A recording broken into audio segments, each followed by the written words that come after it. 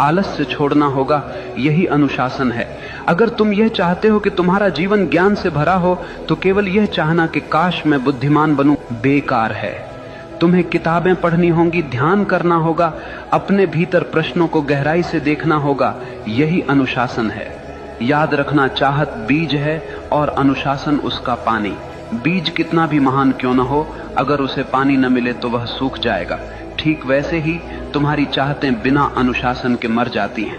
आज दुनिया में लाखों लोग सपने देखते हैं, लेकिन केवल वही लोग सफल होते हैं जिनके पास अनुशासन है, क्योंकि सपनों को हकीकत तक पहुंचाने का काम केवल अनुशासन ही करता है। और अनुशासन कोई कैद नहीं है, अनुशासन तो आजादी है। आजादी इस बात की कि तुम अपने ही आलस्य, अपनी ही कमजोरियों और अपने ही डर से मुक्त हो जाओ। देखो, एक नदी जब तक बह रही है वह जीवन देती है, लेकिन वही नदी अगर बिखर जाए, फैल जाए, तो केवल कीचड़ बन जाती है। अनुशासन नदी के किनारों जैसा है, जो तुम्हारी ऊर्जा को दिशा देता है, गहराई देता है और तुम्हें तुम्हारे मंजिल तक ले जाता है। इसलिए अगर तुम सच में वही बनना चाहते हो जो तुम चाहते हो, तो केवल चाहने से कुछ नहीं होगा। तुम्हें अपने जीवन में अनुशासन की आग जलानी होगी। हर दिन, हर क्षण अपने लक्ष्य के लिए समर्पित होना होगा। और जब चाहत और अनुशासन मिलते हैं तो चमत्कार होता है। तब मनुष्य वही बनता है जो वह चाहता है। मनुष्य वही बनता है जो वह गहराई से चाहता है। लेकिन याद रखना, यह जीवन कोई खेल नहीं है, यह तुम्हारी चेतना की यात्रा है।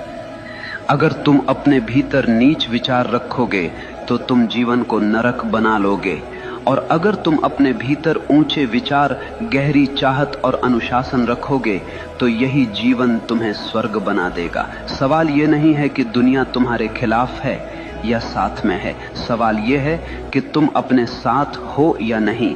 अगर तुम अपने विचारों, अपनी चाहतों और अपने अनुशासन के साथ खड़े हो तो दुनिया की कोई ताकत तुम्हें रोक नहीं सकती।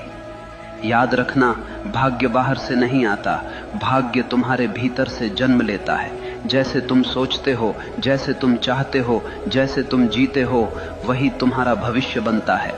तो उठो, अपने डर को छोड़ो, अपने संदेह को जलाओ, अपनी चाहत को इतना गहरा बना लो कि वह तुम्हारी हर सांस में समा जाए, और फिर देखना पूरा ब्रह्मांड तुम्हारे रास्ते को साफ करने लगेगा।